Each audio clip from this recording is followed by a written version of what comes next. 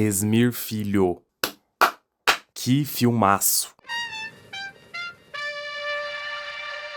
Oi pessoal, meu nome é Lídio, sejam muito bem-vindos ao Cinema e Tal. Esse é um canal onde eu vou comentar um pouco sobre filmes. Eu tô começando agora, então já deixa aí seu joinha, já se inscreve no canal, já ativa o sininho pra receber notificação. E bora pra resenha. Quando a gente vê a obra de um artista, muitas vezes a gente vê também um pouquinho da história dele. A gente vê os seus talentos, suas inspirações, seus desejos, suas frustrações, seus conflitos. Nos primeiros minutos do filme, o Ney criança aparece como que um animal que acabou de chegar ao mundo. Ele engatinha, ele tateia o chão, ele olha, ele escuta, ele prova do fruto, ele quer conhecer, ele quer experimentar. A natureza que cerca ele é a sua inspiração. E com uma montagem muito bem executada e alucinante, uma atmosfera sonora muito legal, a gente é apresentado também ao Ney adulto, já no palco, com a sua persona de artista, como uma forma de afirmação daquela criança. É um imperativo contra a tirania do pai, que tá na plateia assistindo. Dessa forma magistral, o filme Homem com H, escrito e dirigido pelo Esmir Filho, faz a sua abertura. Eu conheci o Esmir Filho do filme Os Famosos e os Doentes da Morte, de 2009, e é um filme que vale muito a pena ver também. E que apesar de ser um filme muito diferente dessa cinebiografia do Ney Matogrosso, é um filme que tem uma poesia que eu consigo ver lá e que eu consigo ver aqui nesse filme dele também. Eu saí da sessão do filme muito feliz e muito orgulhoso do nosso cinema. É um filme muito bom e feliz também porque o filme faz uma homenagem muito bonita, muito linda, para um artista que ainda em vida pôde ver o filme, um artista tão importante para a história da nossa música. Dito isso, eu acho que todas as áreas da produção merecem muito reconhecimento mesmo. Direção e roteiro, escolha de atores, fotografia, direção de som, montagem, direção de arte, tudo. É realmente tudo de muita qualidade e bem dirigido pelo Esmir Filho. Vale destacar já de primeira o trabalho da Gabriela Marra, que reproduziu os figurinos icônicos do Ney nos mínimos detalhes. Inclusive eu li que algumas peças originais do Ney foram reaproveitadas no filme. É realmente muito impressionante o cuidado com tudo isso. Além da recriação das épocas, né? E aqui eu incluo figurino e cenário,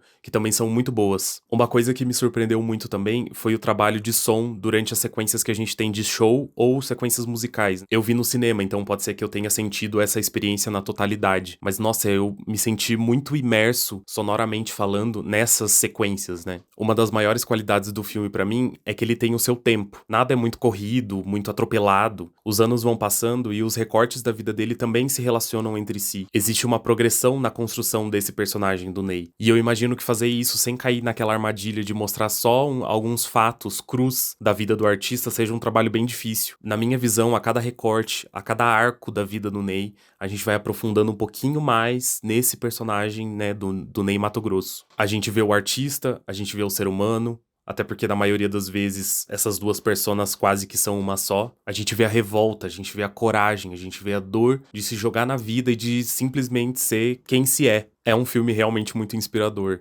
Eu ri, eu chorei, eu me emocionei. Enfim, foi uma experiência muito legal. A escolha do Jesuíta Barbosa pra mim não tinha como dar errado. Ele brilha o filme inteiro. O filme é dele. Ele tem completo domínio do filme nas mãos dele. Na construção corporal, na presença de cena, na entonação de voz, em tudo. É realmente uma entrega muito forte. O Ney que ele interpreta transborda a tela. Quase que a gente consegue tocar ele. É muito palpável. E não é só o Ney adulto. O Ney criança, o Davi Malizia, ele entrega muito também. Ele é muito bom. Ele rouba todas as cenas em que ele aparece no começo do filme, que são só alguns minutos, né? Também gostei muito do trabalho do Júlio Reis, que interpreta o Cazuza, e da Caroline Abras, que interpreta a Yara, que é a amiga do Ney. A dinâmica dos dois em cena com o Jesuíta Barbosa é muito boa. Também gostei muito do trabalho do Rômulo Braga e da Armila Guedes, que fazem o pai e a mãe do Ney. Eu acho que eles conseguem traduzir bem o conflito e a doçura que o roteiro pede deles. De um filme de biografia de alguém da música, a gente espera um show. E que show, meus amores. Que show de filme. O filme inteiro é um deleite e as sequências musicais são muito boas. Elas são inteligentes, elas são bem pensadas, elas são bem montadas. Elas têm tudo a ver com a história do Ney e elas dão um ritmo ao filme, né, que é muito importante.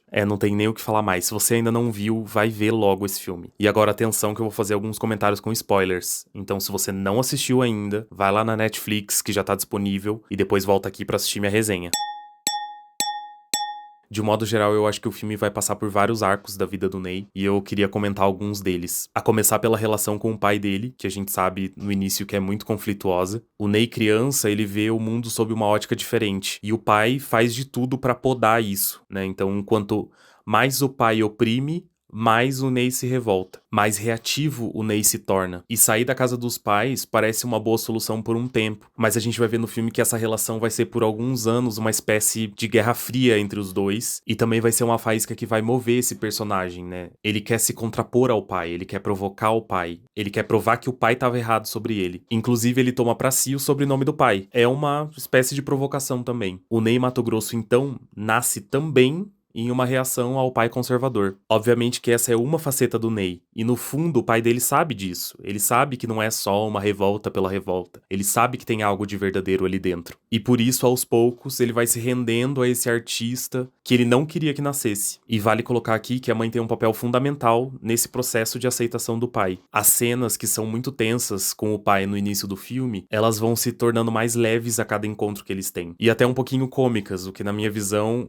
é um acerto do filme. Tem inclusive uma cena muito boa, que é quando o Ney vai visitar os pais e o pai dele fica incomodado com o sapato que ele tá usando. Você percebe ali que existe um abismo entre a percepção de mundo dos dois, assim, cada um enxerga o mundo de uma forma. Mas isso é tratado de uma forma cômica. Mostra ali que os dois mundos, eles podem coexistir com um pouco de paz. Eu acho que é uma metáfora pra teimosia do pai, que quer oferecer pra esse filho essa vida protocolar, e também da teimosia do Ney de recusar educadamente o que o pai oferece sempre pra ele. E se a relação com o pai é uma fonte de autoafirmação pro Ney, eu acho que a passagem dele nos Secos e Molhados também vai ser, só que de uma forma diferente. Apesar disso, eu acho que esse foi um momento em que ele pôde experimentar coisas, soltar todos os seus bichos e se apresentar e se mostrar pra uma plateia muito maior. E pra época, ele realmente é muito transgressor. Então a resistência naturalmente ia vir. Ela vem através da censura, né, pelo regime militar, mas também vem de dentro da banda. Mas o Ney bate o pé, ele se autoafirma o tempo todo e fala aqui não. E isso até funciona por um momento, porque eles produzem coisas muito icônicas, né, que vão chegar a um alcance nacional, vão surpreender a plateia, eles vão causar um impacto e alvoroço no país inteiro, mas mesmo assim isso não é o suficiente. E daí quando ele sai dos Secos e Molhados e inicia a carreira solo, que ele percebe que essa autoafirmação, ela por si só pode ser ruim. Se a gente faz coisas só na tentativa de provocar o outro ou de provar alguma coisa pro outro, isso faz a gente esquecer um pouquinho de quem a gente é de verdade. É um momento de reflexão pra ele, assim, né? Até a própria amiga dele diz pra ele que ele tá muito bitolado, assim, com essa pressão da imprensa, essa coisa de ter saído dos Secos e Molhados. Isso mexeu muito com a cabeça dele. Ela meio que dá uma luz pra ele nesse sentido, né? Tipo, volta pra você, veja o que você quer de verdade. E eu acho que o filme coloca isso como uma forma de amadurecimento mesmo, né? Silenciar um pouco esse turbilhão da indústria, né, de ganhar dinheiro, de fama, pra olhar realmente o que ele tava fazendo e o que ele queria, voltar um pouco pra si.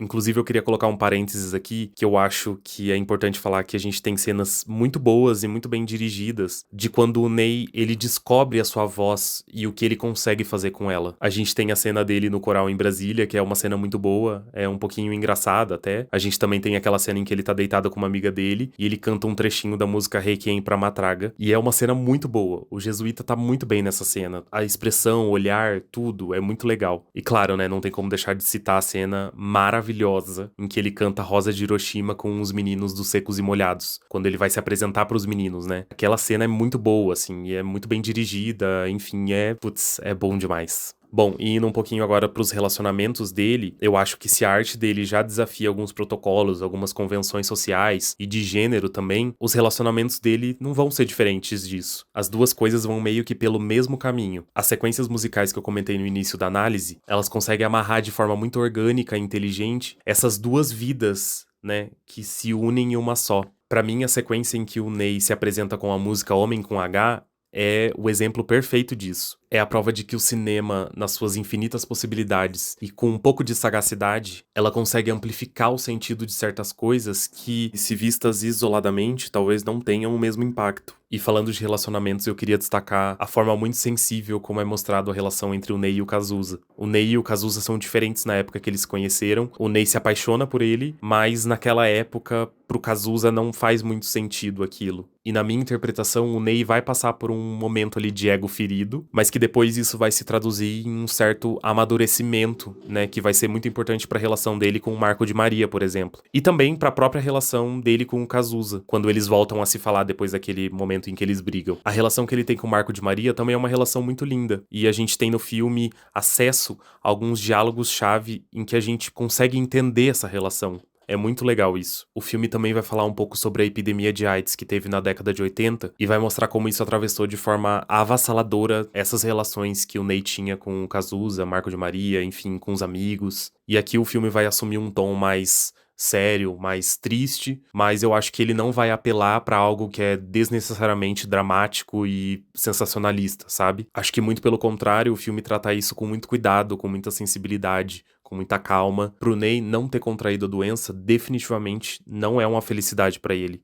Né? E a gente vai ver isso numa cena em que ele tem uma conversa super íntima com o Marco de Maria quando os dois estão na cama. Essa é, com certeza, uma das cenas mais tristes do filme. É um momento de muitas despedidas no filme. E pra mim, o Esmir Filho pega de tudo que ele tem de mais poético na carreira dele, do repertório dele, e traz aqui pra tratar desse assunto. A cena de despedida do Cazuza é maravilhosamente triste. É uma cena que me causou um impacto muito forte, tanto pelo respeito com que é tratado todo esse final do Cazuza, quanto pela poesia mesmo que é usada um pouco ali naquela cena do último show dele, né? Bom, e depois desses momentos que são com certeza a parte mais triste do filme, a gente vai pro final dele. E assim como ele começou, o filme também termina de uma maneira muito magistral. Na sequência em que o Ney do Jesuíta Barbosa dá lugar ao próprio Ney Matogrosso, que vai se apresentar em um estádio com uma multidão de pessoas. É muito emocionante, é de arrepiar, é uma linda homenagem que fazem pro Ney Matogrosso. Se você ficou até aqui e gostou da resenha, deixa o seu like, comenta, compartilha com seus amigos, os que viram e os que não viram, se inscreve no canal e ativa o sininho para receber notificação. Muito obrigado e até o próximo vídeo.